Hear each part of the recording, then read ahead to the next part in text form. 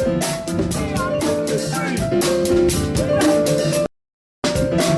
is free. We are mucus-free. We are mucus-free. We are mucus-free. We are mucus-free. We are mucus-free. We are mucus-free. Greetings, brothers and sisters. Welcome to the special edition of Mucus-free Life podcast, where we are going to be talking about the Professor Arnold Ehret Day celebration, which tickets just went on sale today, and you can click that link and come join us for this monumental event. And there's a secret that I'm going to reveal right now, which is this is the last time we're going to do the Ehret Day this way. So if you want to be a part of history, be a part of this particular format that we've done since 2018, where we have speakers and food and all this kind of stuff, then you're going to want to come out this year. Come join us. And let me show you our wonderful flyer here that I put together for this year. We have some wonderful guests. Eli Martyr, who's really a great speaker, and love his videos. He's got really great videos. It's on what it's like eating a lot of fruit and living on fruit, and he is in the industry, in the movie industry. He is a stunt man and athlete, so it's gonna be great to have him on board. And as long as he doesn't run into any issues at the border, because there's been some issues, I can't even talk about it on this platform. I'll get deplatformed. I'll get another strike if I even explain why we might have an issue with getting him across that border. But if you know, you know. But as far as we can tell, we're not going to have any problems, and he's very determined to make it. So we're going to make that happen. And then we got our good friend Johnny Gonzalez is going to be on the program and talking about something completely different. He was there a couple years ago and talked about mucus-free fitness and did some working out and kinds of stuff with us. But this year, a very serious topic. I'm going to be talking about the evil machinations of the Child Protective Services in the United States in particular, and how you can protect your family from these folks that are coming in here and just taking kids away just because the parent accidentally uttered the word that their child doesn't drink cow's milk, or their child doesn't eat dead animal flesh. And that is then given, there's these entities in the state that then come in, and if you're harassed, or if the next door neighbor doesn't like you and they call and say, there's so-and-so, we've seen them abusing this child is not eating hot dogs, this child is not eating cookies, this is child abuse, please come and take their child away and then do what with them. It's a really sad situation. And since Johnny had been on the podcast, he has really come a long way in terms of just his studies and his understanding of what to do in this situation, how to protect yourself from this. Those of us that's in this lifestyle, that practice a mucus-free diet, what you need to be doing to ensure that you don't end up on the wrong side of one of those stories, because there's so little awareness of it. It's hard to get, unless you're famous or you have that type of reach or a lot of resources. It's hard to get millions of people to pay attention and to put pressure on these gatekeepers that that are there to make no mistake, make a lot of money for whatever the state is, whatever's going on. There's a lot of money that's being made doing that. Uh, it's just an issue that needs to be dealt with, that needs to be discussed, because then somebody would come up and say, well, there's circumstances where their children are being abused and they need to be taken away from their parent and all that kind of stuff. Well, that's a discussion that needs to be had, and a serious discussion, because I'm just not into the state doing a whole lot of that, that kind of stuff. And that, that's me. But when it comes to the targeting of plant-based parents, and especially any of them, if they're outspoken, if you talk about veganism or raw veganism or something on your or heaven forfend the mucus diet healing system on your social media platform or your Facebooks and your Instagram and that stuff, you make yourself a target of some of these entities that want to come and have no interest. I mean, we're talking about psychopaths that you can't negotiate with them based on human emotion. That's not the way that you're going to get anything done with true sociopath, psychopathic kind of entities and the people that are behind them. That's, so that's something that we're going to really get deep into, and I think will be a great presentation. And this is a little something from last year, a little picture down there at the bottom. This was our Sunday where we took a group picture, and this was the picture where we're like, everybody make a funny face. That ends up being the picture that it gets used. It seems like, anytime they're like, all right, we're going to do the goofy picture. And let me see here.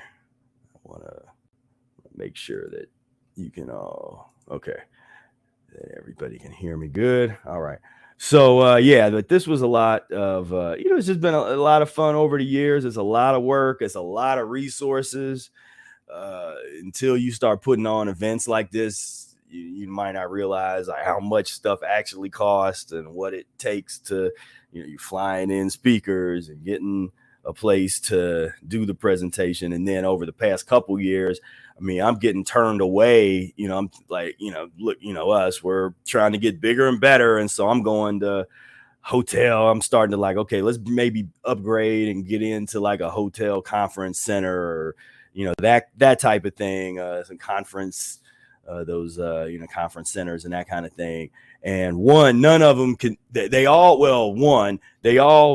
may almost always demand that you use their chefs and their food, and they ensure you like, oh, we'll get you what you need. And there's no yeah, I'm sure he can read a book on veganism before he can, it's like, okay, that's strike one. That's for us.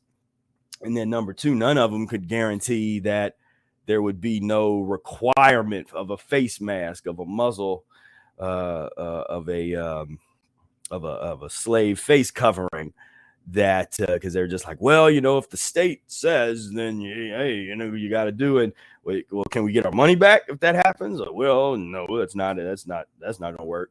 So we just ended up not even getting calls back. Like we went down and was like, just with all the good intentions of like, all right, we're growing, we're gonna do this, we're gonna, the next level. And you go down and we're meeting with these hotel people, and and they're and I made the mistake of probably just even telling them what we're about. It was like, look, this is what we're doing. And we end up they're like, oh yeah, we'll give you a call, we'll let you know how much, all that. And then we didn't hear nothing back. But I'm glad the spot that we're gonna be at, which is called the Wild Goose Creative, that is I'm really excited to have the Ehret Day celebration there. It's just a really like hip spot. Like, it's going to change the dynamic from, we did the shelter house lifestyle over the past couple years. We did, the first year was in my backyard at the Spears Ashram in Columbus, Ohio.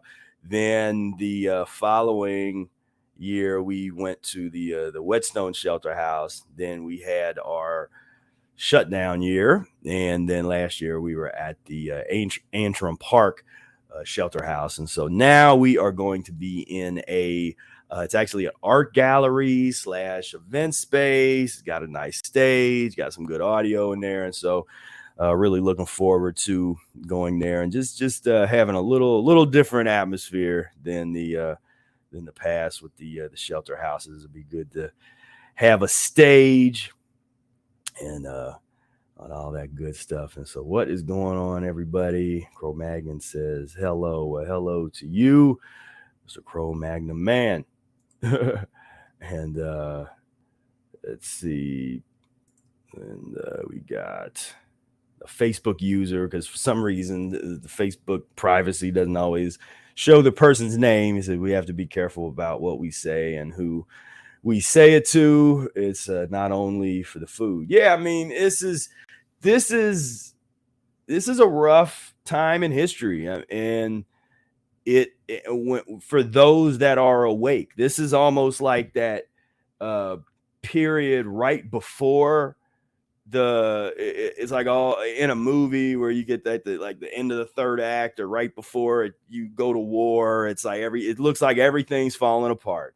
All of the heroes are out of it, and their friends are been captured, and someone's being tortured and kidnapped and all this kind of stuff. And then there's a perseverance period, and like we're entering into that period where this is going to separate the men from the boys and the women from the girls, and we're going to see who's serious, like who's really serious about this lifestyle. You know, when you don't have no guardrails, you know, you take off the training wheels, as it were. That's the era we're in now. This is we're moving into something really, really deep. And so, yeah, I had to delete 25 videos from YouTube, and these were, some of these videos were well liked. They had a lot of there wasn't people in the comment section complaining about, oh, these views are so. I mean, imagine that I could come on here and I can say words and I can show images, and that's scary enough to threaten to have my whole channel that I've worked on for 15 years or something, that I've had the channel that I've worked on for that long, to threaten to take that away just because some words I'm saying is kind of scary. Because I'm not on here cussing a whole lot, or, you know, I don't talk bad about a lot of people. I might criticize someone time to time, but I'm not on here like some folks that are cussing people out and, you know, getting, you know, that kind of hatred and that negativity. Do I shine a light on pus and mucus based society and call out behavior that is based on the eating of pus and mucus forming foods? Of course. But, and I guess that's enough. If I was on here, if I was like slaughtering some animals in my room and had a little barbecue and showing everybody how to barbecue, how to kill your own pig and barbecue it here in the room, like that would be acceptable. That's cool.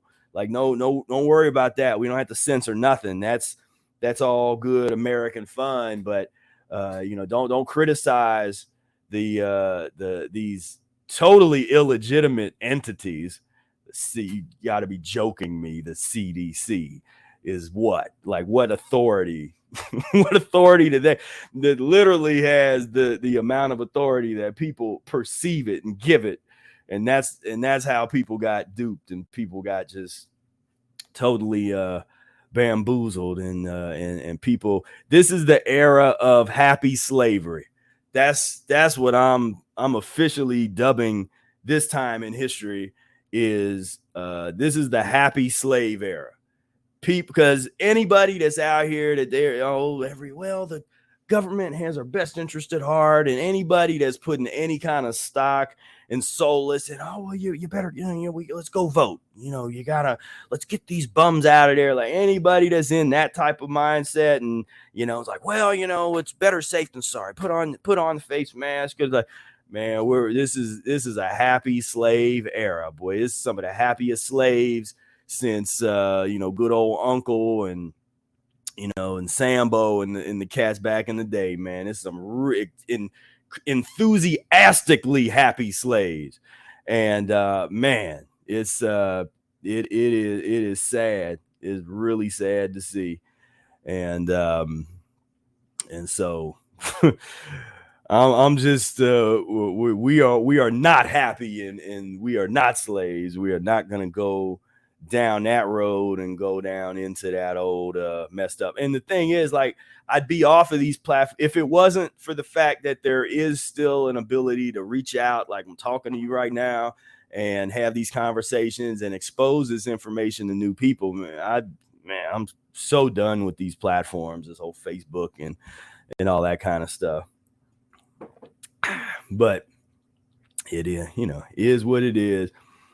And let's see, my man Johnny, who we just spoke about, is going to be here at the Ehret Day celebrations. It aids men to that description, explains why so many vegans are falling off the wagon. It's getting real out here. Yeah, that's been something that I've been talking about, maybe making a video on that, and then I'm just like, it's there's a lot of and I predicted that a couple years ago. We were going to see a lot of the former vegan movement, like the I'm a former vegan, and I feel compelled to tell you about it. I gotta make, for every video I made telling people to stop eating meat, I'm gonna make 5 videos saying you need to eat meat. That was terrible, and it's like, and chronically every time that happens, what is the reason? The reason is almost always based on lack of transition.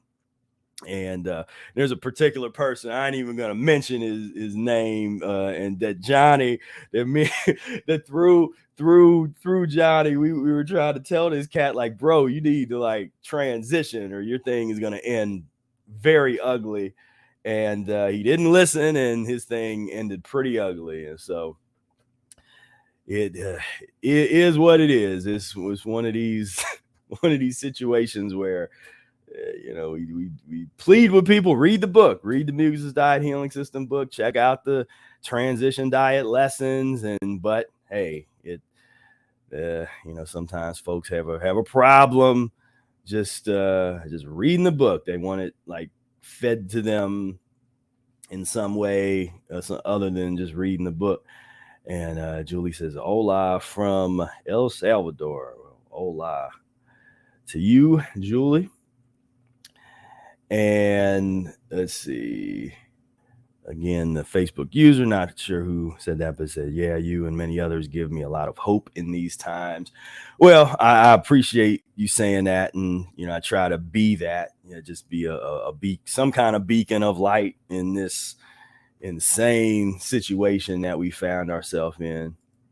And we have a question: is alcohol not acid forming? Like, no, I mean, alcohol is not what you want to put in your body. It was definitely put in that acid forming category that's gonna just inflammation, toxic. You don't want alcohol in your body. And when you clean yourself up to a certain degree and you try to go back and like drink some alcohol, and it's like burning you, it's just burning your throat on the way down, and your old throat and your stomach is just sore and this stuff. And then you realize real quick, like, oh, okay, this has nothing to do with the human body. Like, the body is never supposed to ever have any kind of alcoholic beverage. That just is, that comes out of humans that have gotten divorced from nature and feel horrible, and so they want to try to alter their state. We get all this as Brother Ehret likes to say, the junkies, are just we're junkies that want to constantly try to alter our state because we're not calm in our bodies. We don't feel good because and people think like, well, no, I'm getting all my protein and now I feel great. And it's like, well, okay, well, let's take your coffee away, take your cigarettes away, take your take your meat away. Oh no, but I need my protein, but take the stimulus away and the weed and all this little stuff, and you had some really unhappy, depressed people that are not comfortable in their own skin, and there's a reason for that. It's not like it's not about reading a self-help book and trying to mentally get yourself into some other space or some religious text or something like that. You have to clean yourself up. You got to clean up the vessel, remove that which creates the anxiety internally, the imbalances. You have to do that, or some of the mental things can only take you so far. I sometimes look at some of the guys, there's like the NLP, some of the folks that created that. It's like they could try to create a thing for mentally, but it only takes them so far, because physically strokes are happening and heart attacks are happening and all these things that these otherwise fairly brilliant guys could have, if they would have got this piece together to get their physiological thing happening, then they could have avoided a whole lot of pain and suffering. But and that's always a fascinating dynamic when you see some of the most brilliant people that you're just really intelligent, really smart in a conventional sense, and you would think, wow, this person is really going to understand the mucus diet and they're just going to get it, and you share it with them, and nope, not close. They do not get it at all. And I did that just in university and being around a lot of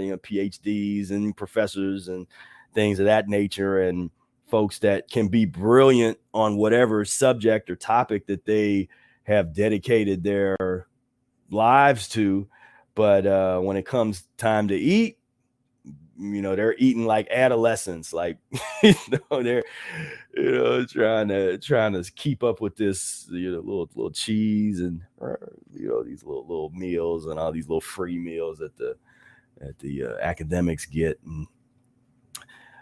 and it's sad. Let's see, here's a question. This is a common question: why some people are iron deficient even with normal B12 levels? How do you get it on your diet? So this is going to get into the nutritional theories that we just don't agree with. Now, there's a lot of different opinions about all this. This is probably one of the most controversial things about us, the Mucus Diet Healing System practitioners, and the direction that we come from. And I actually want to make some more videos about this to get into the history of the calorie theory, the history of the protein theory, and the B12 theory, and all of that stuff. The sugar as a bad thing, just we'll get into all that in some future videos. But basically, first of all, it's like, okay, well, as soon as you start getting the test, and this isn't medical advice, but this is just an observation. It's like, okay, well, why, like, who's telling you that you're deficient in something? There's the difference between, like, diseases they're not real to the extent that they could be named anything, and they invent them on the fly. There's thousands more diseases today than there was 100 years ago, not because those particular expressions of pain and suffering and human bodily degeneracy didn't exist. They just hadn't named it yet. They hadn't defined it yet. They didn't know, or they redefine. And so when you get in and you're playing that game, then you're already at a disadvantage. Now, the only thing that is real is symptoms.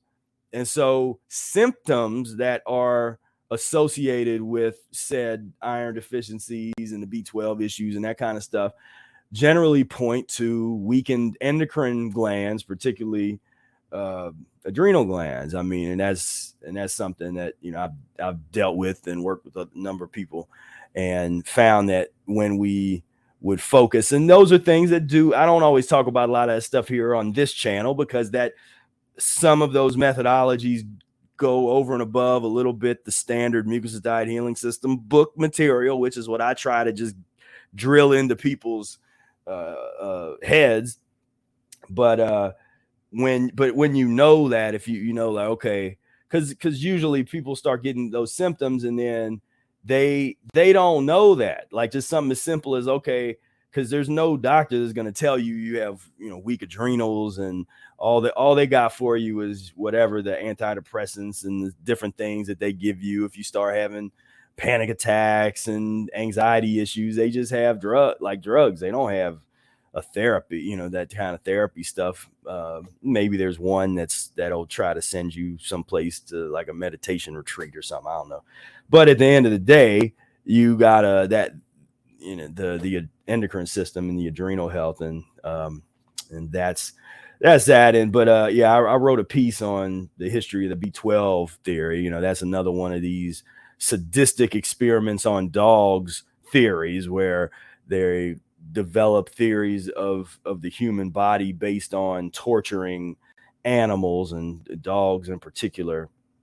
And so it's how to get in your diet. We just don't think about it like that, because so much of this idea of you got to get this, you got to get that, you got to supplement this, supplement that. We're finding that the cleaner your body is, the more optimally it is set up, and the cleaner, that you can go long periods of time breathing without the need of let me supplement this, let me get this, let me get that, and so that gets that's that. We just and I know there's some people that go and they'll experiment with supplementation, and like, well, let me try this and that, and then you see that there's nothing that's long-term viable about that. You're not gonna do that forever, or I guess, they'll keep taking your money if you go and you get these, you try to find you little iron supplements and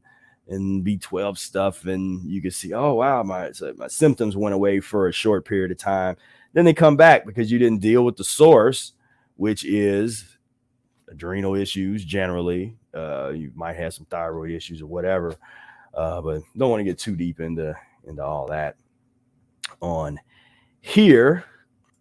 And this is a very common question: what kind of water do you recommend? So we're pretty simple. We're distilled water people for the most part.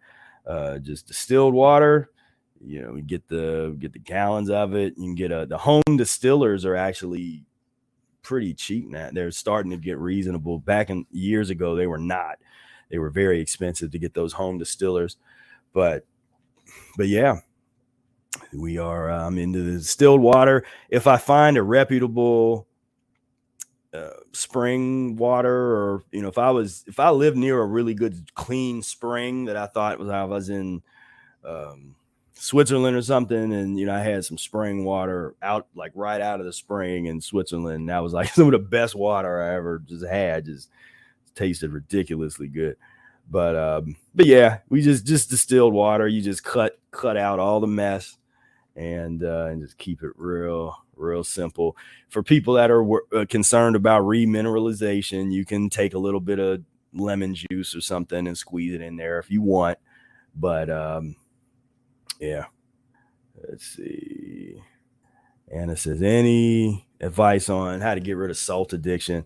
So first and foremost, you do want to definitely cut down on using it as much as you can.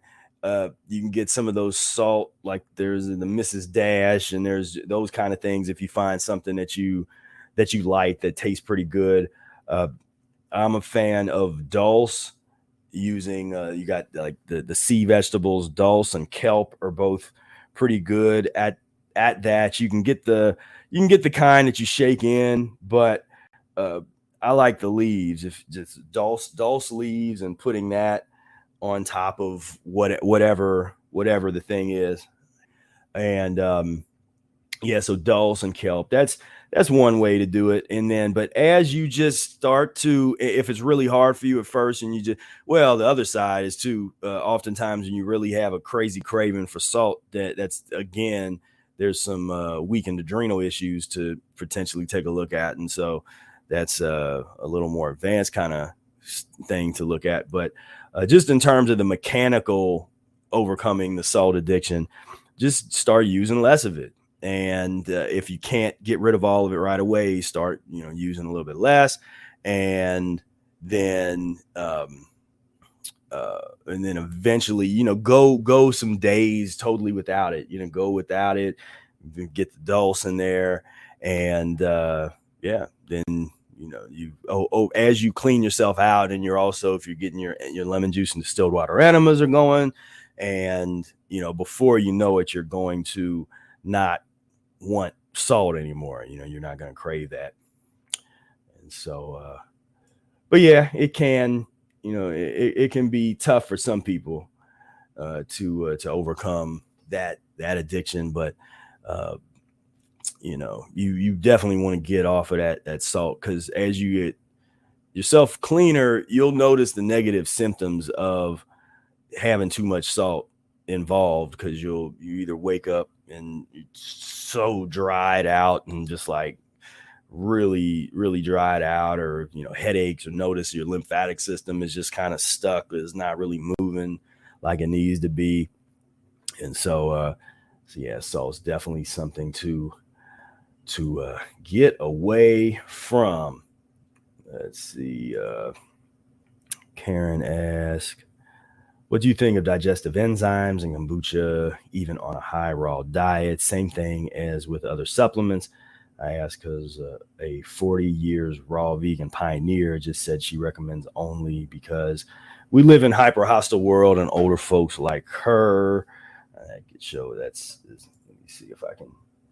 Older folks like her, 70s and 80s, need extra help. So this is where the Mucus Diet Healing System practitioner and the raw vegan enthusiast can sometimes will sometimes have to part ways, in terms of the way that we how we weigh different things. And so for me, it's I they'll say that, okay, well, because you're eating all raw, but we're not having enough enzymes, it's harder for the body to process that, especially as you're getting older. So that means it's okay to supplement, throw in some enzymes, throw in some whatever. Our perspective would be, we would rather see somebody cook some mucus-free foods, bake some zucchini, or make orange squash, or make some steam whatever. We'd rather see somebody eat cooked food for an extended period of time. There's no rush. For us, there's not this like rush, like, okay, we got to get raw as quick as possible. And I know doesn't make raw folks happy, folks that are really into that.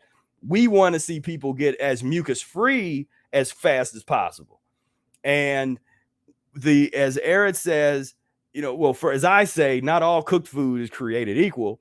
And the whole purpose of cooking it is to make it more digestible, and to make it be more, have better eliminative properties, to bring out the elimination properties in certain vegetables that otherwise you shouldn't eat raw.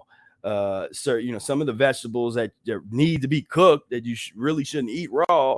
There are people that are eating those type of vegetables raw, and then they're wondering why they're not having natural bowel movements. Their digestion is messed up and that kind of stuff.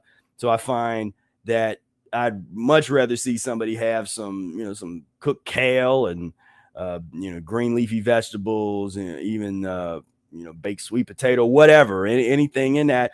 None of us just eat that by itself. It's all, if you're practicing the Mucus diet, you're always combining that with a big raw salad. The majority of what you eat is raw, but we don't think about it like that, or at least those of us that are a little more Mucus diet purists, we're not thinking about it like that. We're just practicing the system, and part of the system is the combination of cooked and raw mucus-free foods. And so there was I one of the first people that I ever worked with that was had been a raw foodist, had been a raw vegan for a long time, but they were really, we don't like to talk about weight and use the word underweight, but this person was a little bit underweight, was pretty uric acidy, pretty acidic.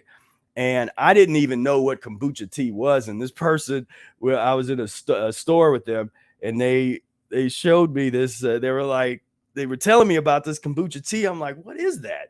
And they're like, it's like a mushroom kind of tea. I'm like, that doesn't sound good, but so she got some of it and opened it and took a drink, and she was like, here, try it. Like, I smelled it, and I just immediately, oh hell no. I was like, no, you don't.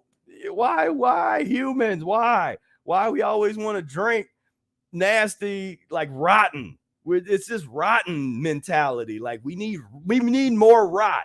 That's what that sounds like to me. We need more rot. They're gonna be like, no, it's living. It's living foods. I'm like, that's rot. It's rotten. That smell that. It smells like beer. That's rotten. That's not like, just go juice some grape juice. If you want some liquid, go juice some apples, or if you don't want to juice, then just eat the raw fruit or something. But what is that about? So yeah, no, I'm not a fan of the kombucha tea thing, and definitely not the getting in where some people are using enzymes like every day and in the raw spheres and stuff like that.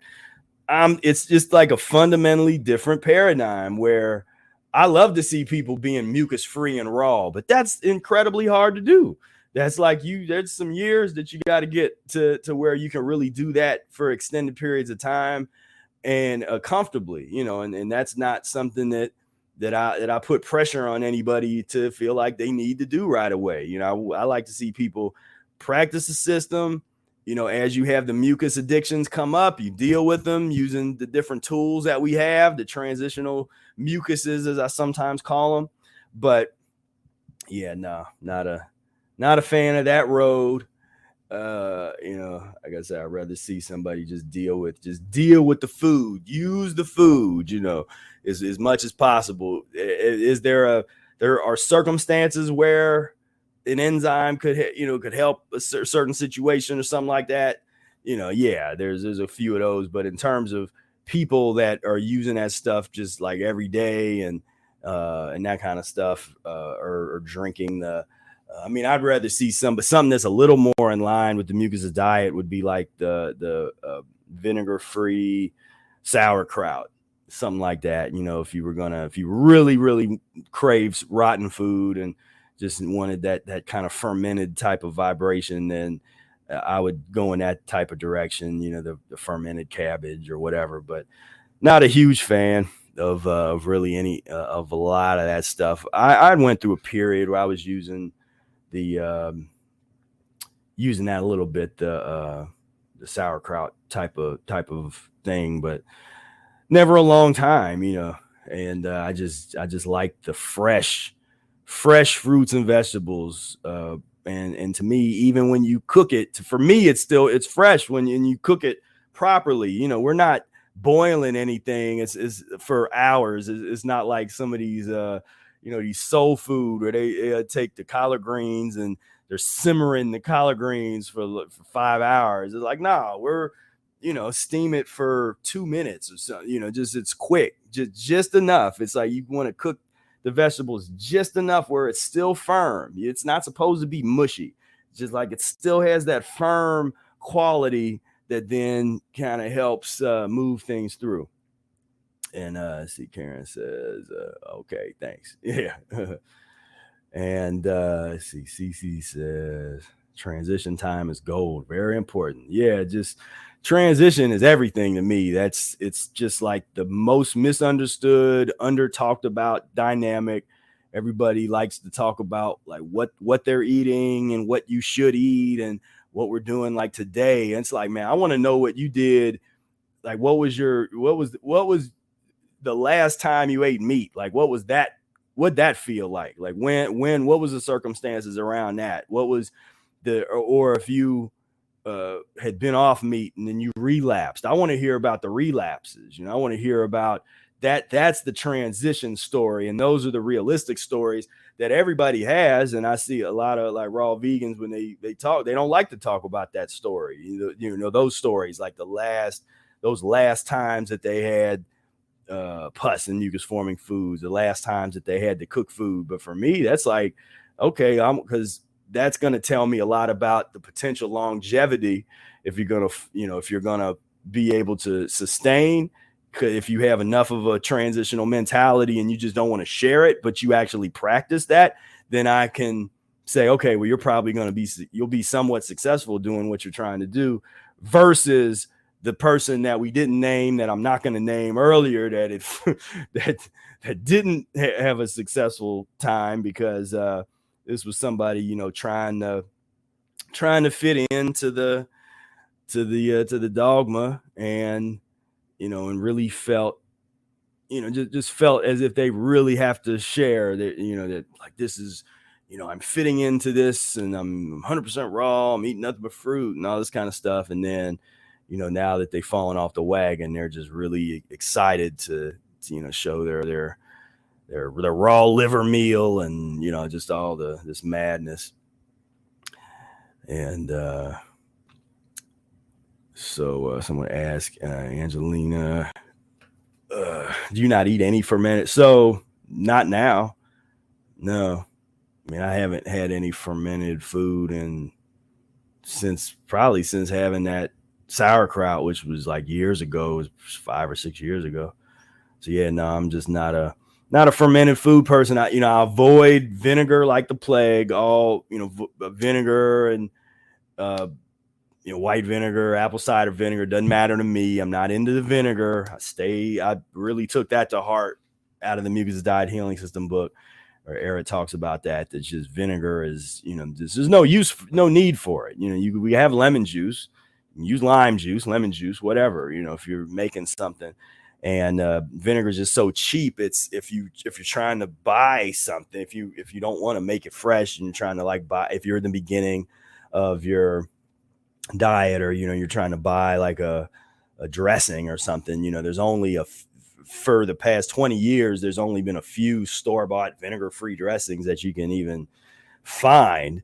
And so that's been kind of tough. And I think that's just because it's so cheap. And because that was one thing that I predicted that didn't really, I could say maybe came to pass a little bit, but not totally, which was that they would start selling a lot more vinegar-free dressings. I thought that would be something that would catch on. And there's definitely more today than there was in 2002, but hardly anymore. And even ones that are made, they don't sell them in the store. Like, you have to buy them online nowadays. And so, but yeah, no, not a fan of fermented foods. I like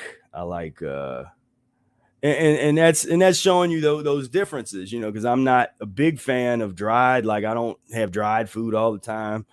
So I know a lot of raw folks are into, you got your dried food, your fermented food, your, all that kind of stuff. And that's fine. Like, I mean, if and folks find their groove, and a lot of those folks they're just not the Mucus diet, because a lot of those folks will be eating plenty of mucus, whether it's from an avocado or some kind of, nuts and seeds or nut milks and, all this kind of stuff.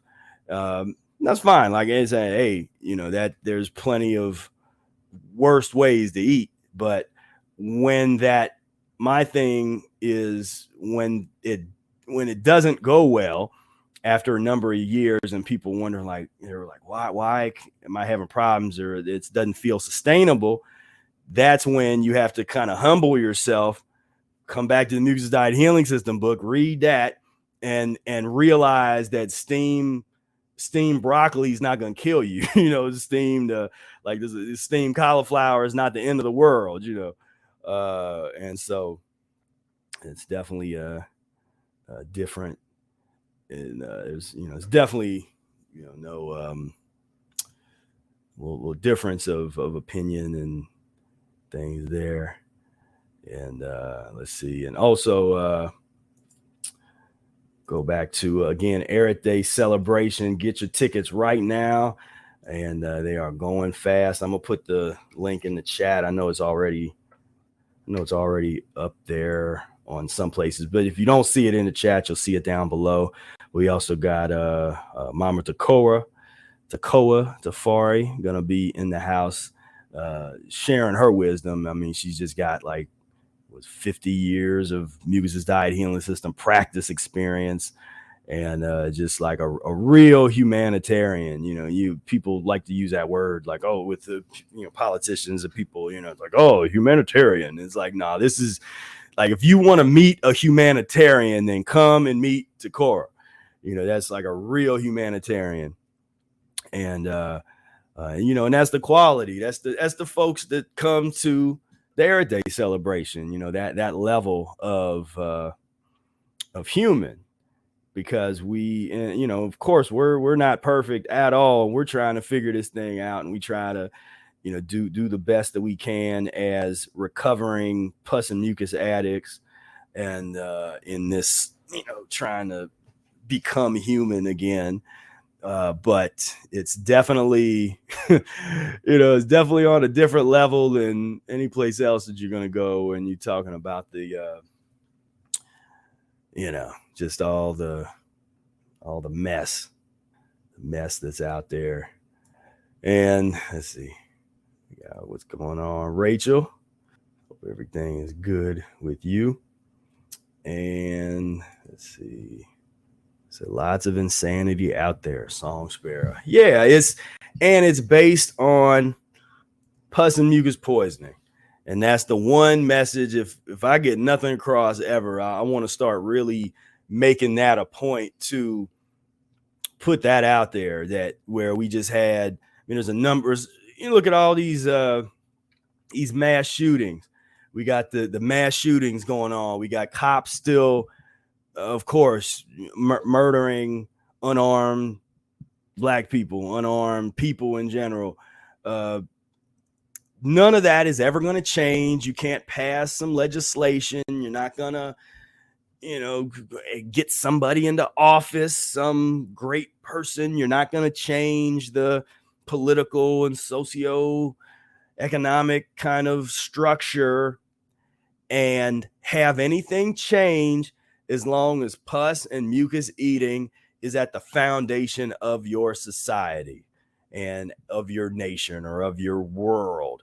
It's just, it doesn't matter. You can pick and choose whatever little social thing or political system or anything that you think that in theory, on paper, on the books, this will be this idyllic, perfect kind of situation, and you're not going to get, you're not even going to be in the ballpark of that. I mean, as long as people are eating pus and mucus, because that the behavior is directly connected. And now, does that mean that our behavior is always perfect? Well, no, but we're not. You're probably not going to open up something and see us, going and murdering up go to some event and there's thousands of people, and we're trying to do that, and we're now hopefully we don't end up on the wrong end of a traffic stop or something like that.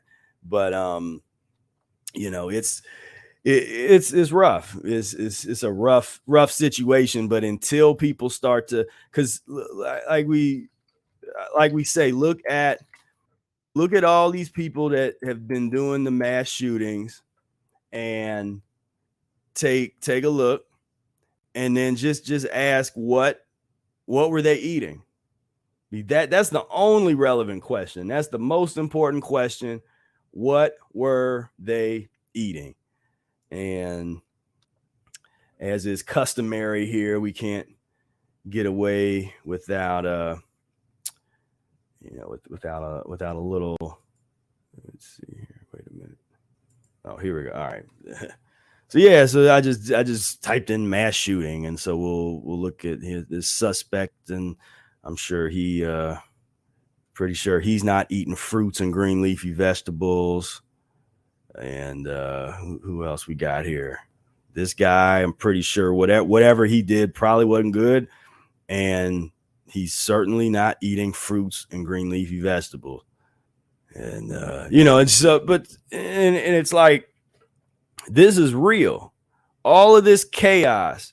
When people say this is a warring planet, this is an eating planet first. Before the war came the improper eating. Before people decided to take up arms and take up spears and make a fist and throw an elbow, somebody ate something that they were not supposed to eat, not the other way around. So the planet, in my opinion, it's not inherently warring. It's just that the humans have uh, uh, have nothing else to do but fight, but be in a war stance, in a space of scarcity, because of the decisions that were made.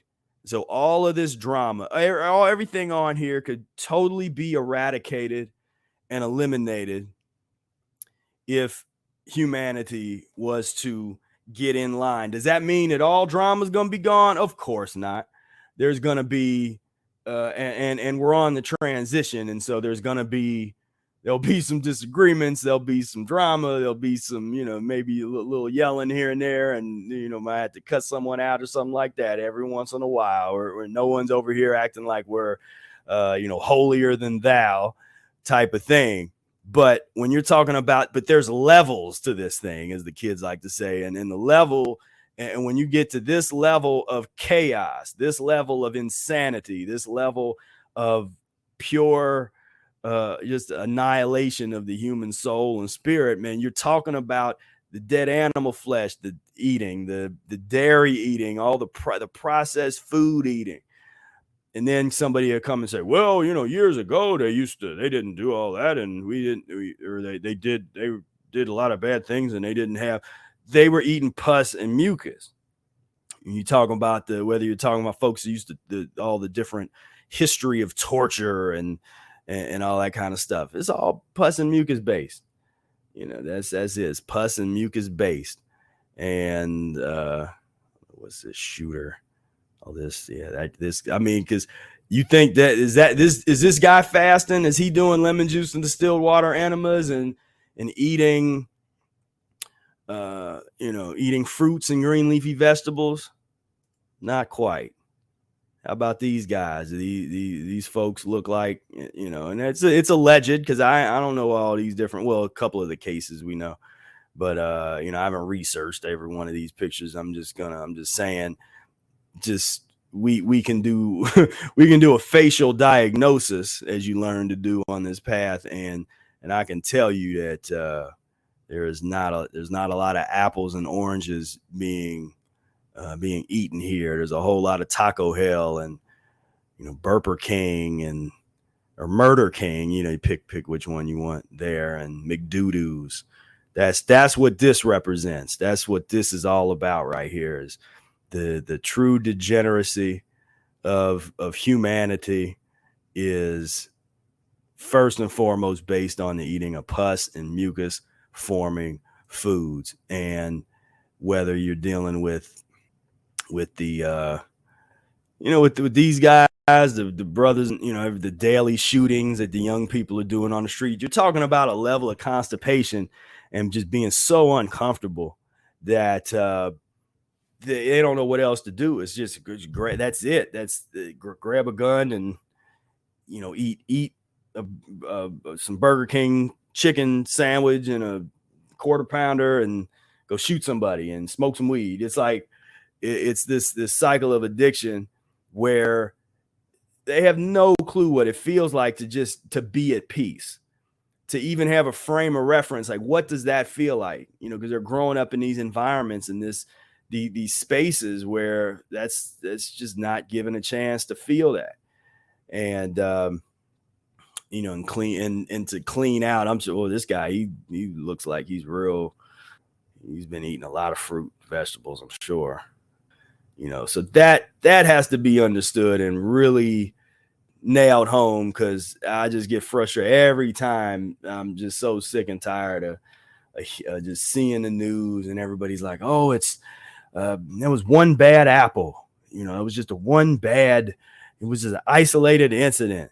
And, and people want to say, oh, well, what should we do? Let's take away the guns, or let's more checks, more psychological analysis and resources for people. It's like, man, until we get serious about the removal of pus and mucus forming foods from the diet, and whether that, and at this point that has to come from consciousness awareness, and those of us is going to be, kind of the last people standing, because all of these folks aren't going to make it. This is going to be put in the dustbin of history. So this is not sustainable.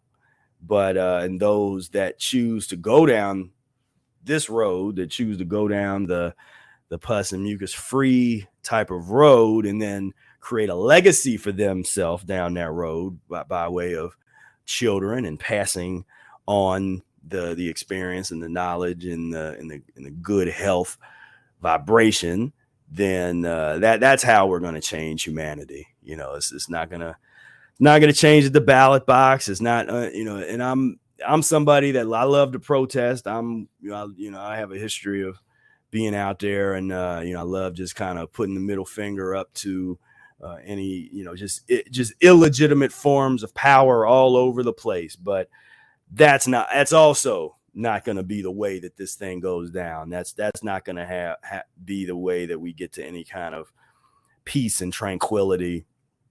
We are, those of us that get it are just going to have to come together and just clean ourselves up as much as we can.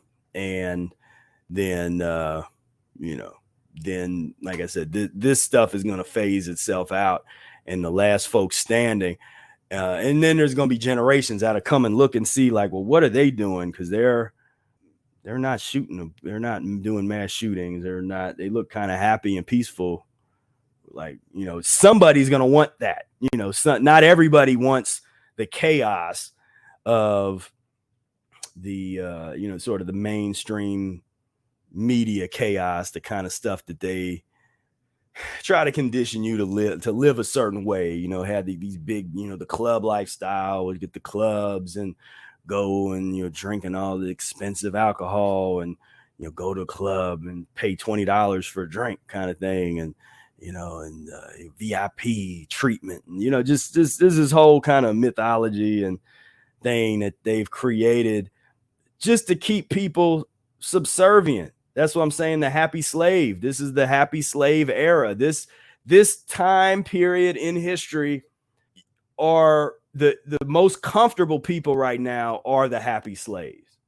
That's just, if those are the folks that are just enjoying themselves right now. It's just comfortable. It's like, man, if you enjoy, sort of genuflecting and, averting your gaze, like them kind of people, like, them, they come in front of authority figures, and they you kind of look down and bow a little bit, or, kiss the ring, and that whole subservience, and, those that can't wait to wear the face mask. Like, they want to bend over backwards to be as compliant as they can be. I live to comply.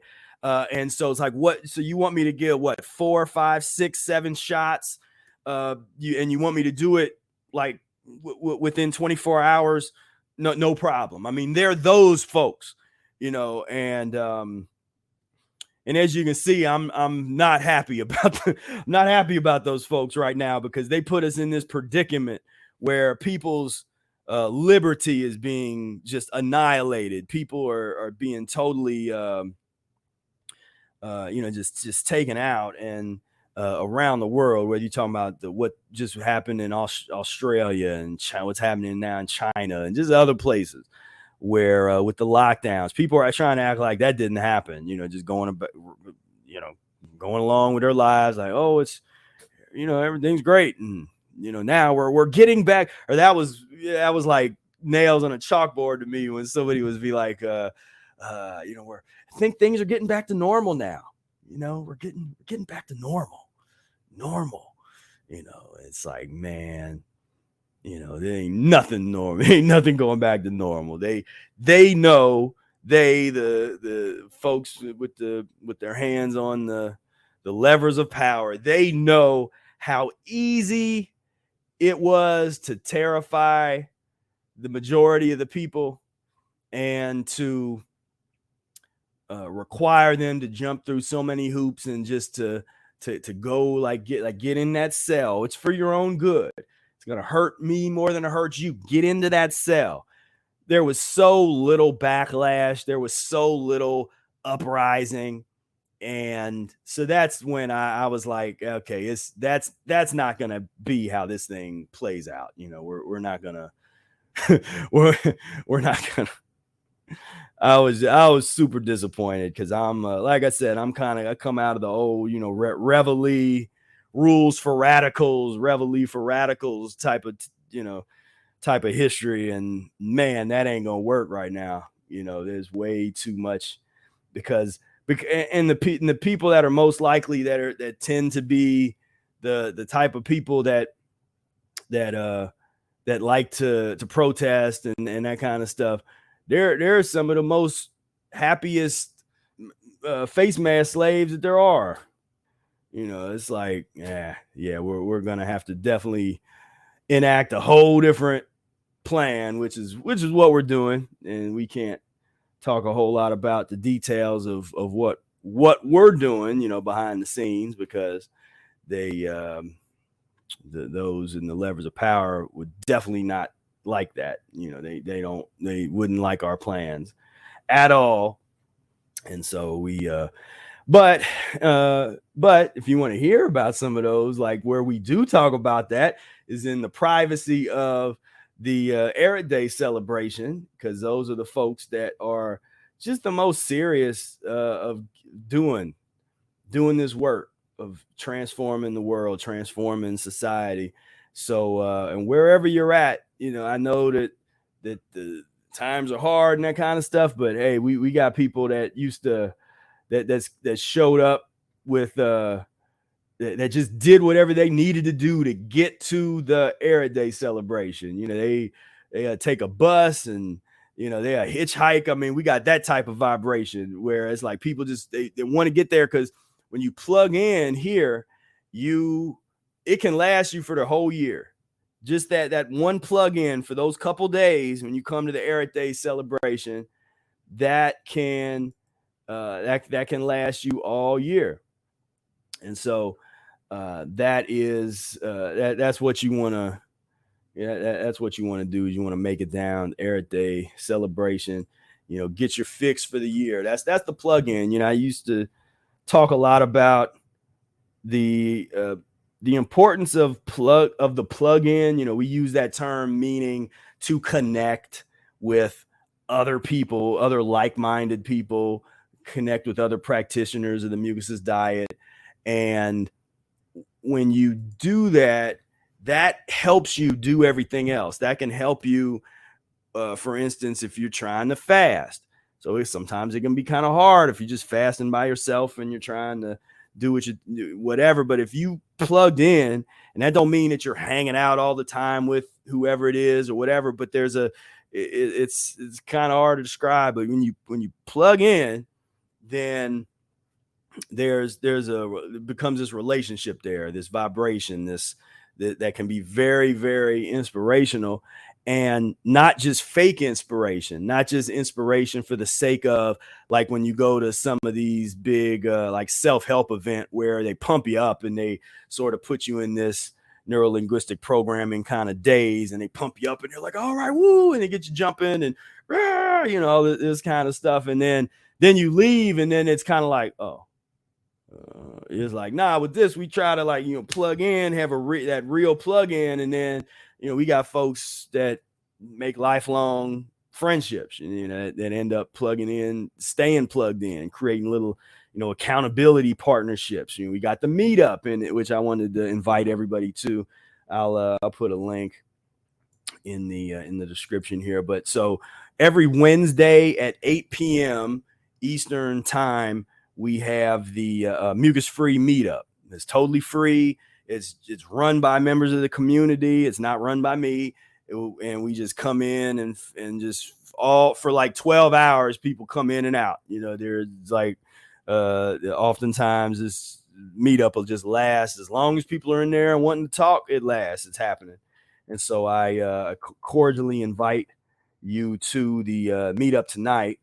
And you know, it's always a lot of fun. And you know, brother Air, he's often there. And you know, and so I poke my head in there, and sometimes, you know, it's just a lot of fun. So I'm gonna jump in today, and because yeah, we're getting hyped up, you know, getting that Ehret Day celebration hype train rolling now, because it's definitely time. It's time to you know, that we're gonna just enjoy ourselves. You know, it's a lot of work. It's tough kind of putting it all together, but you know, it's once we're there, it's like, all right, now it's time to just enjoy ourselves. And let me see, I want to bring up some video. Let's see here. These are images. Okay, so let's see. Oh, here we go. All right, so here's a couple pictures from last year. So we got my man Q here. He was on the case last year. Shot a lot of good, which I will be. It's been taking a while, but I there is content from last year that I've been working on that I want to get out. And this was the presentation table, and some of Q's art there, and got Vadim with the clean that ass 2021, Kyrene, me and brother Air, Stakora, Aqua, there's Anthony there. Let me see, let me find the video. But yeah, so like last year was it was a great, it was a great event. You know, it came together, and here's the thing of me presenting the mucusfreelife.com. I have to find that. I got to find that banner, and the you know, the food. Folks always enjoy the food, and this was yeah, Dr. Morris was plugging in last year. So just a little show, a little tease from last year. So we're looking forward to, you know, really having a lot of fun. So, you know, if you're thinking about it at all, I encourage you, click that link, get you a ticket for the Ehret Day celebration, 4th annual. And like I said, things are going to change a little bit next year. There's a few, we have some plans really over the next couple years to do some things and evolve some stuff and do some things a little differently. So so this is going to be a special year, because this will be kind of like the end of an era, you know, of a particular of this format of the Ehret Day celebration. So you definitely want to come and you know, enjoy yourself and plug in.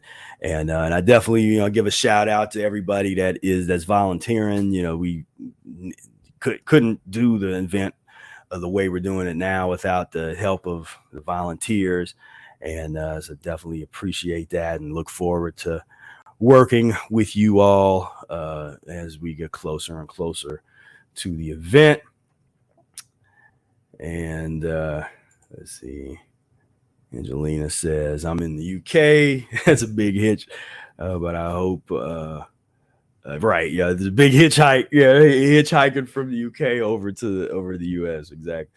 But I hope everyone who makes it has a fabulous time. Yeah, most definitely. So yeah, it's gonna go down. It's gonna go down, and have a lot of fun. And so everybody has any other questions, feel free to throw them in the chat. You know, I probably missed a couple at some point, but you know, answer couple more questions and we'll probably get on off of here. Um, but yeah, well, I actually um, had went through a little elimination myself over the past week, I guess week and a half or so, and that was something I learned just watching Brother Air, that it's like it your eliminations change. They don't. It's because people like to say, "Oh, I've never been sick in the past, such and this and that kind of stuff." But then you're looking at them, it's like, yeah, but I'm seeing there's some constipation in your situation. That's an interesting. There's some constipation in your situation. That's a spirit quote. There's some constipation in your situation, man. I'm gonna make that's a song title. I'm gonna turn that into a song. But it's the thing is, and I learned from just watching Brother Air, is you want to go through eliminations. You want to, when it's appropriate. You don't want to force it. You don't want to try to force your body into some kind of elimination, but you there's a time and place when your body is going to decide, like, all right, let's do a little spring cleaning, a little summer cleaning. You get a little fever comes up, and if you know what to do, if you know to stop eating and to do some enemas and to lay down and get some bed rest, then it's nothing. It goes away. Things that otherwise kill people. People otherwise do things that get themselves killed because they had a little fever. They had 101 fever and they're blowing their nose, and next thing you know, they're going in and somebody's trying to put a ventilator on them and give them drugs and they die. Or they're eating grilled cheese sandwiches, and even though they're not hungry, but somebody's like, well, you got to eat, so they're eating all this pus, and then they end up dying, or then they die, and then it degenerates down, and before you know it, they're like, oh, now you got pneumonia, now you're about to die. And it's so unnecessary when it can literally just take a few days. You fast, you burn it off, get some sun, and that's it.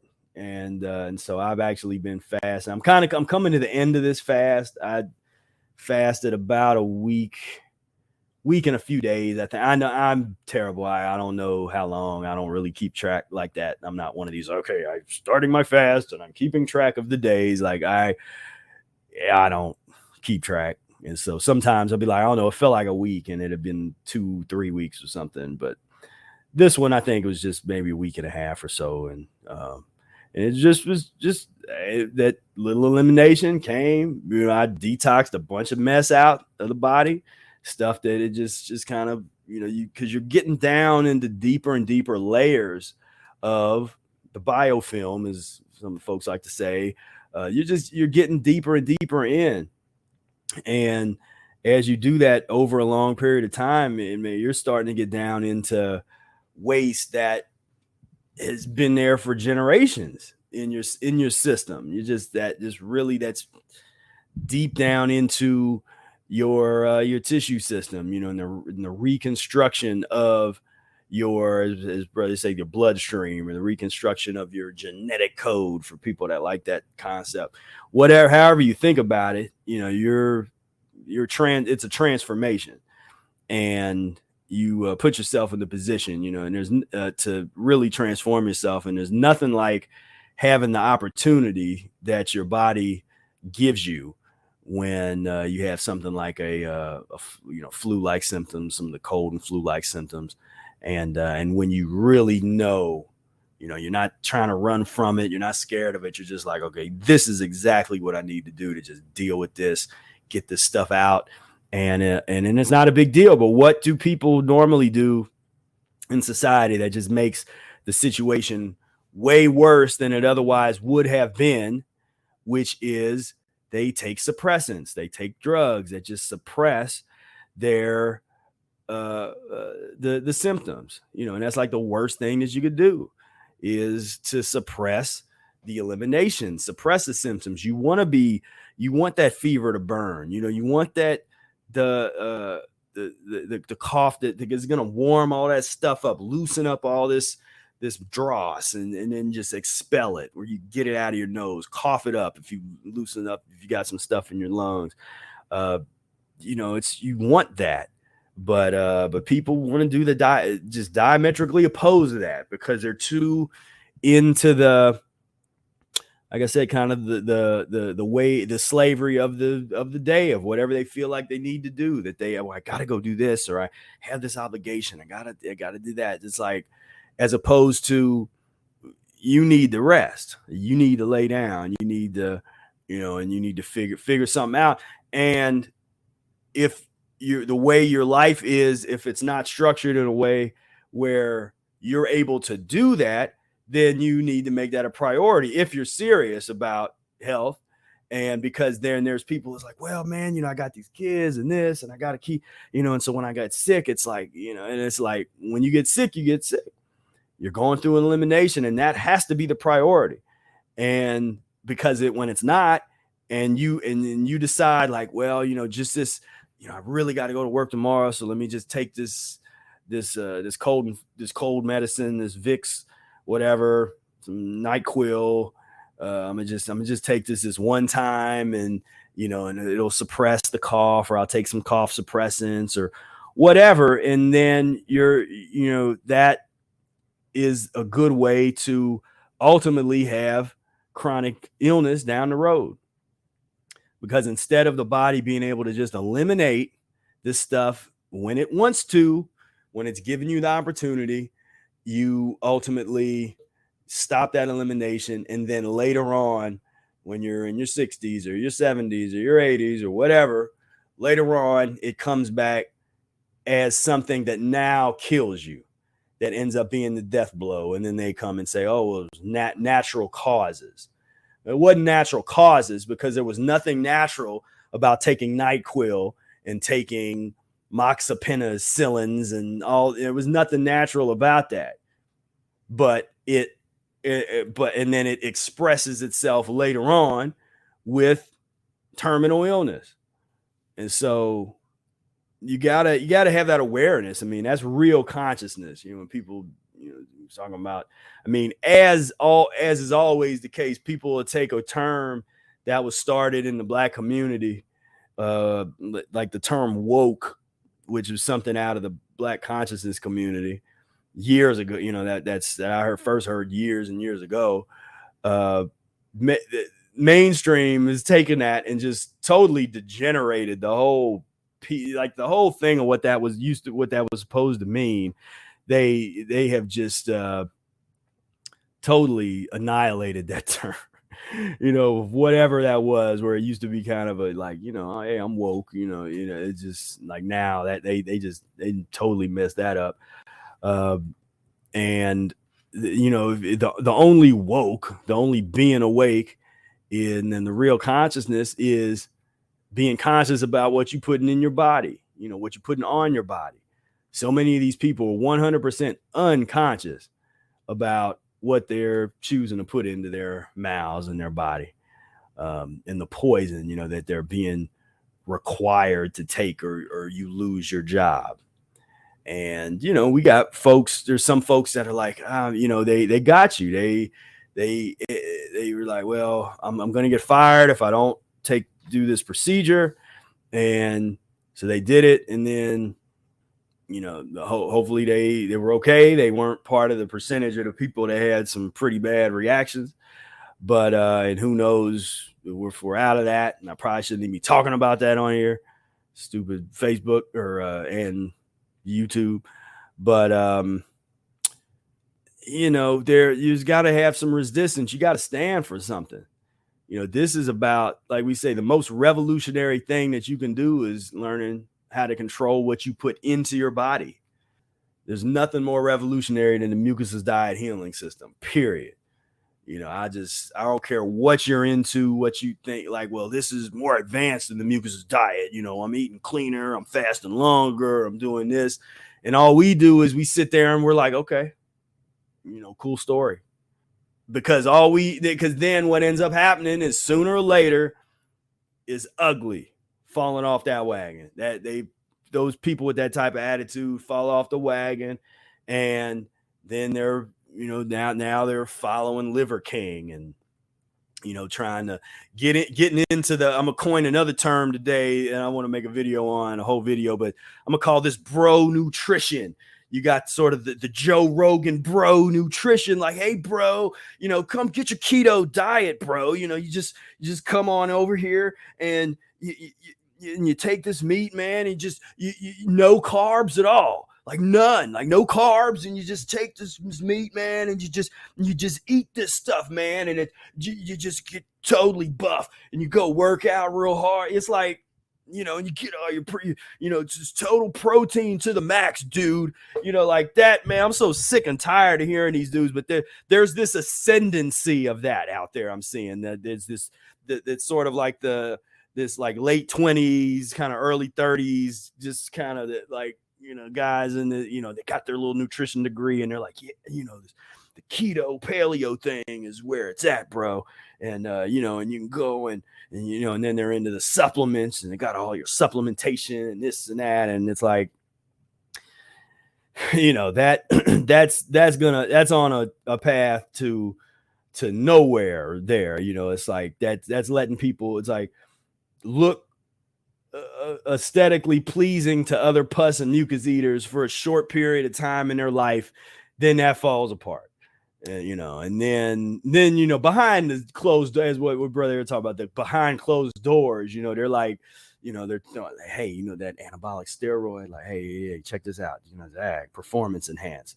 It's like that whole thing is not the direction. That's not where it's at. That bro nutrition.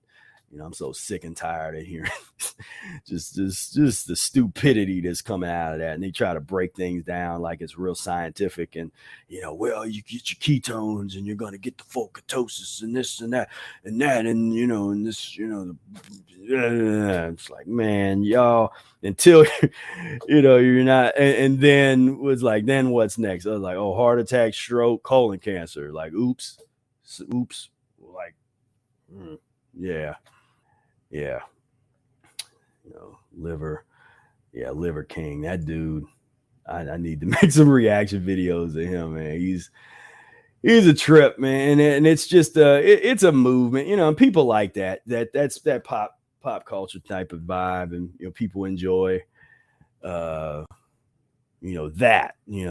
kind of like, oh, I'm serving my whole family nothing but raw meat, and we're even, shots of raw eggs, and, that whole kind of thing. And it's just, good luck. That's like, hey, my thing is, I'm gonna let y'all do that. You guys go on that side of the road and do that.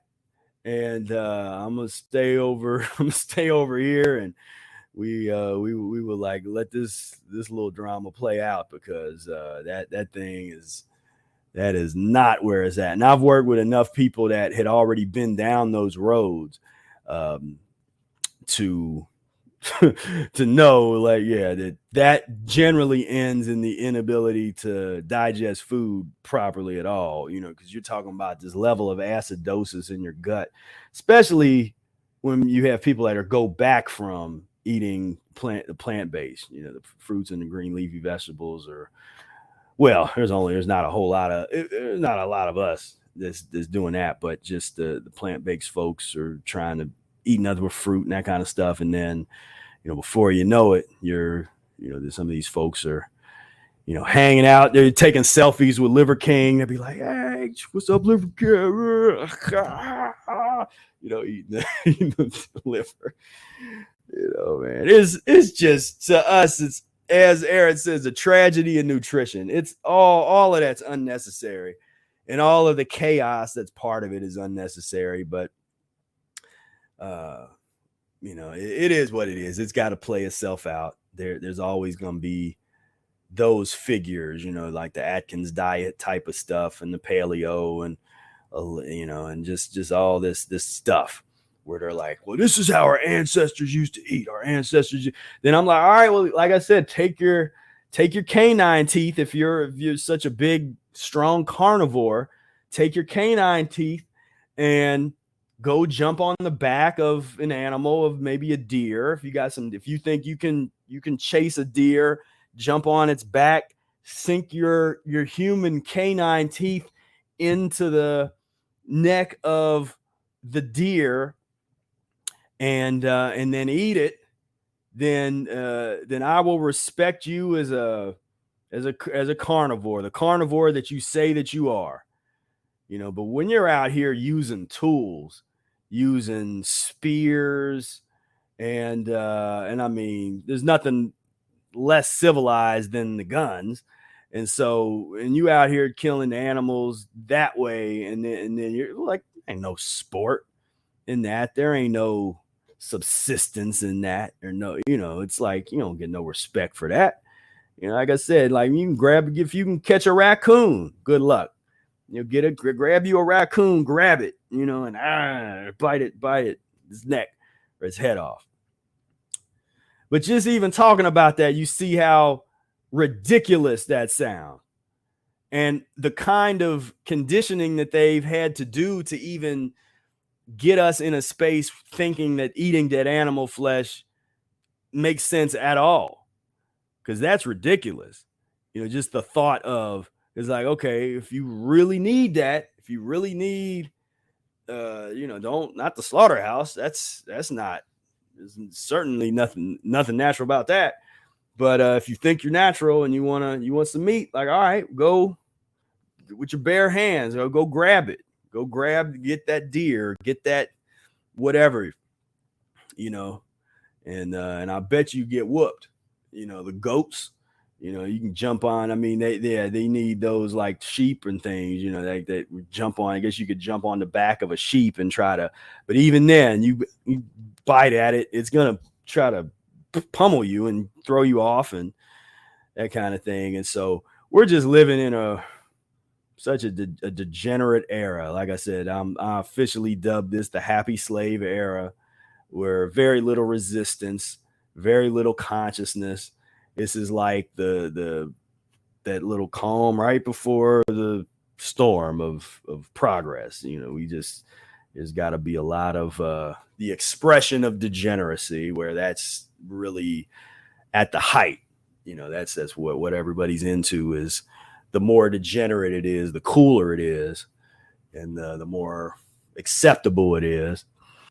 And yeah, Rachel's there, bro science. That's bro science, bro nutrition. That's what they're dealing with now, and it's getting more popular. So I probably can't show that here on YouTube. I'll probably put it up on Instagram.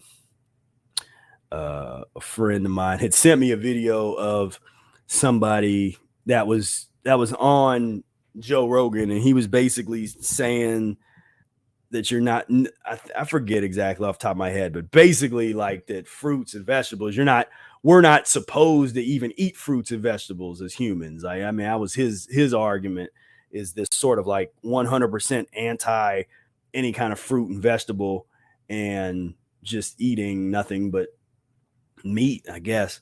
And he tried to back it up with all this like scientific jargon and this kind of stuff, and I was like, this dude is just absolutely nuts.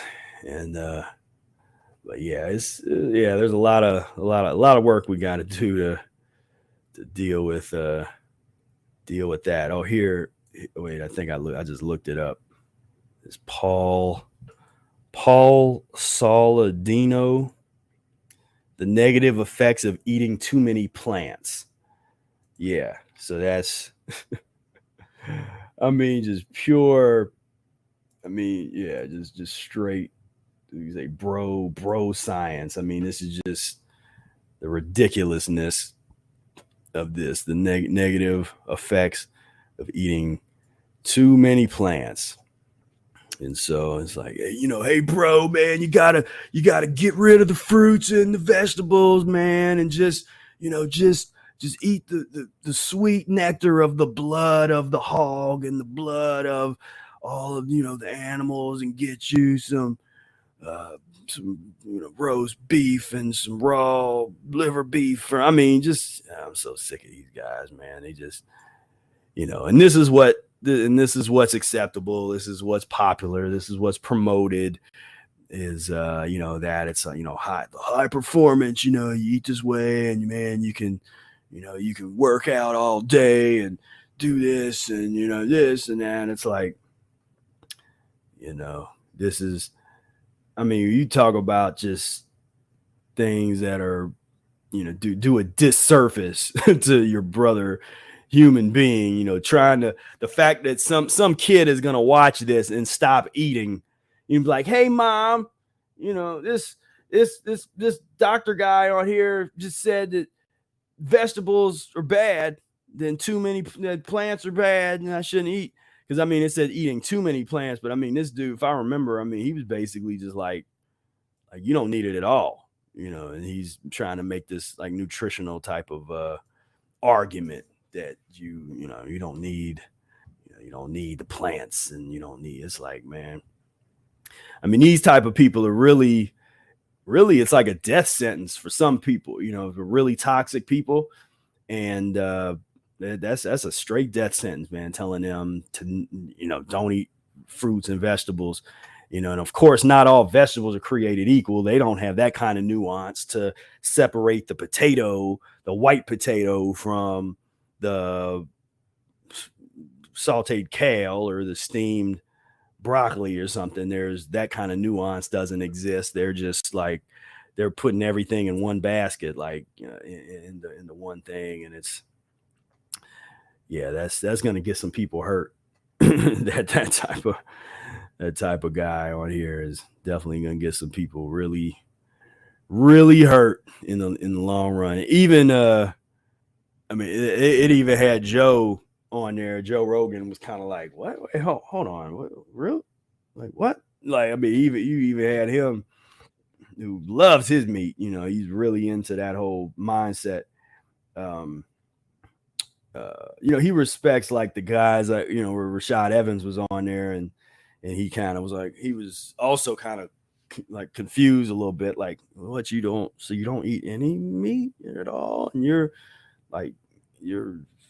just came out of retirement and you're winning MMA. It's like that forces them to sort of respect it on that level. But these guys are dangerous, man. They up here like don't eat any vegetables and fruit. It's like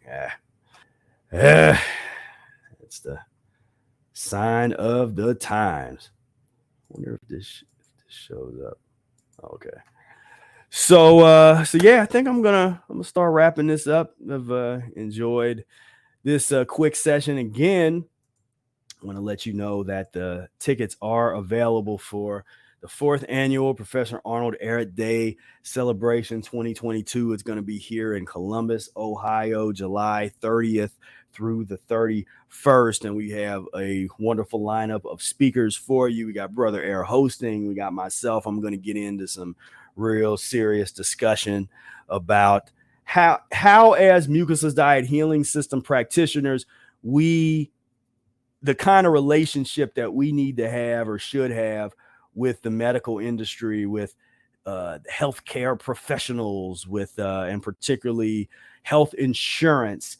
And because even though many of us are gonna, we don't go and frequent hospitals and doctors, that's not the case for all of our family members. And so when you have family members that are in certain circumstances where now you have to go and you're talking, they're in a hospital, they're in an emergency room, and you go and you're talking to doctors and you're talking to this, and you're trying to make decisions if you're in that position as someone that's related to someone that's in these places.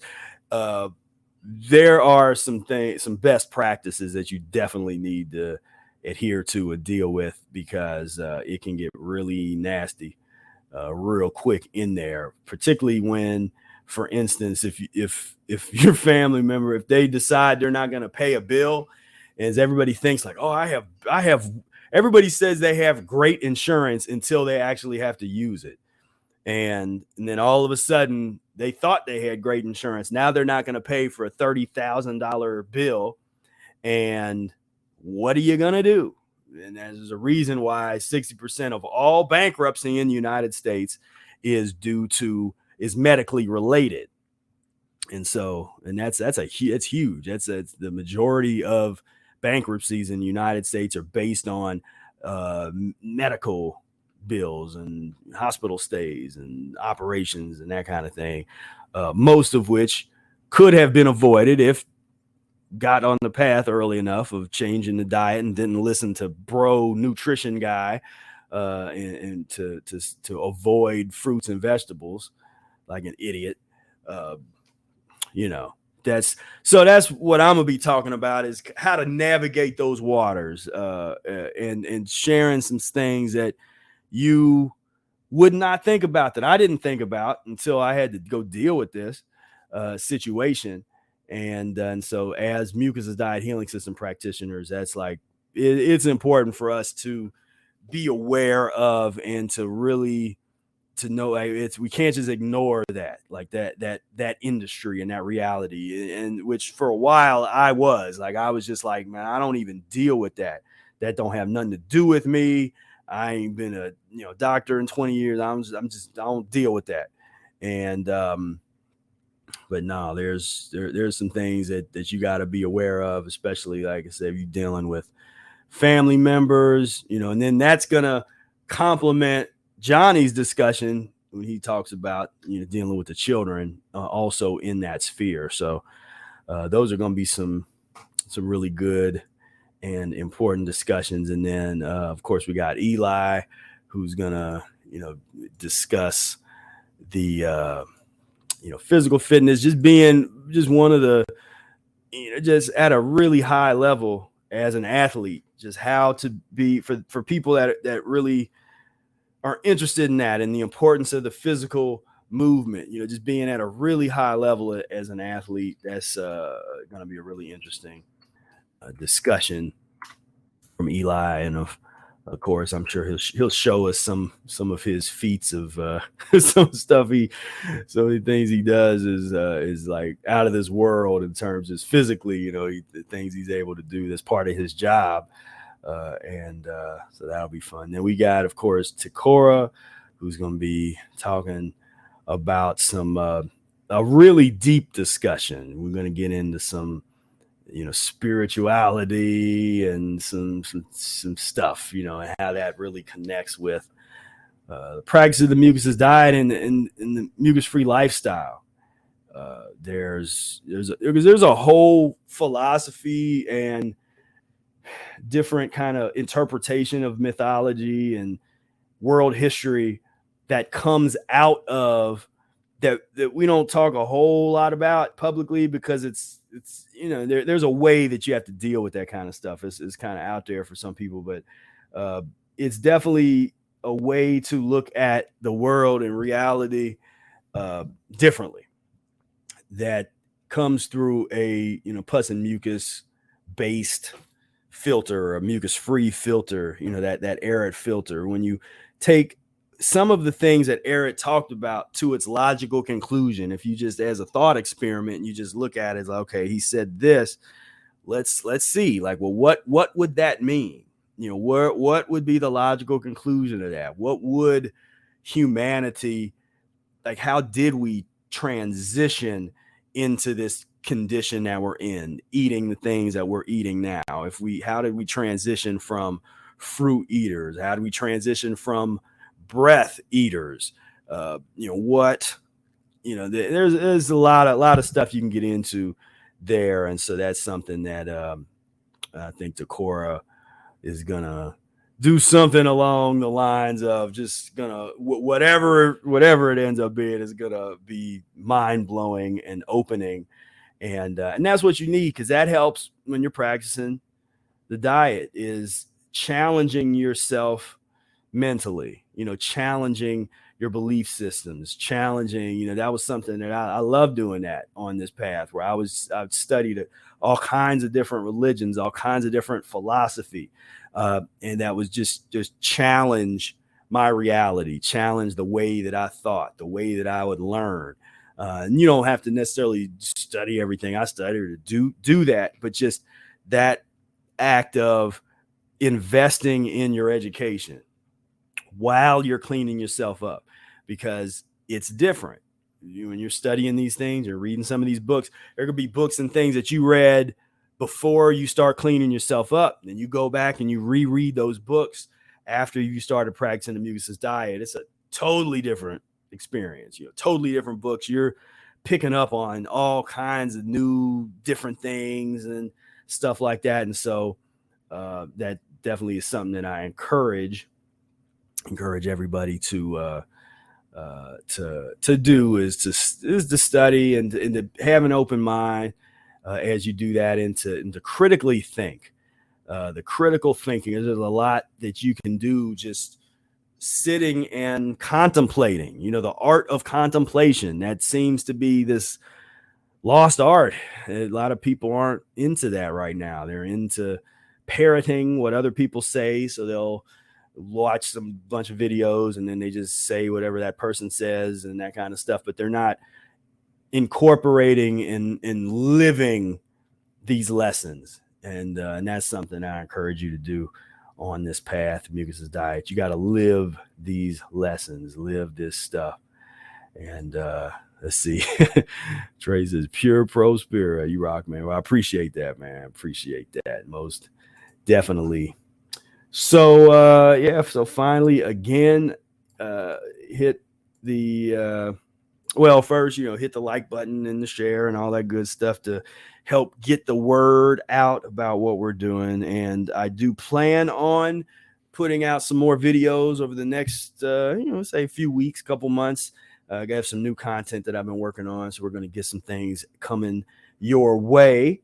And definitely encourage you to sign up for the 4th annual Ehret Day celebration.